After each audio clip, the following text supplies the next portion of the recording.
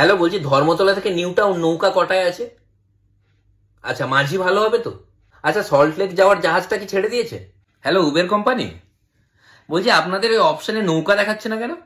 Sir বলছি কলকাতাতে তো পুরো জল জমে গেছে, কলকাতার নাম চেঞ্জ করে জল যাতা করে দিই। বলছি উল্টো ডাঙাতে ডাঙাই দেখা যাচ্ছে না, আজকের দিনের জন্য উল্টো জল করে দেবো ওটার নাম।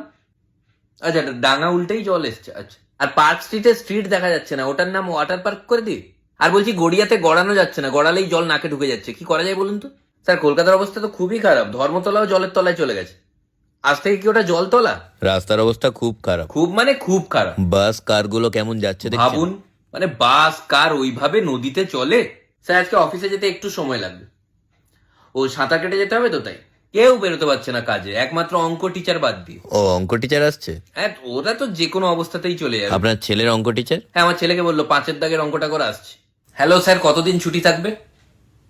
মাত্র 2 দিন, যা জল জমেছে মিনিমাম 10 বছর তো ছুটি দিন। হ্যাঁ, প্রিন্সিপাল বলছি কলকাতায় পুরো জল জমে গেছে, তাই হলদিয়ার স্কুল ছুটি।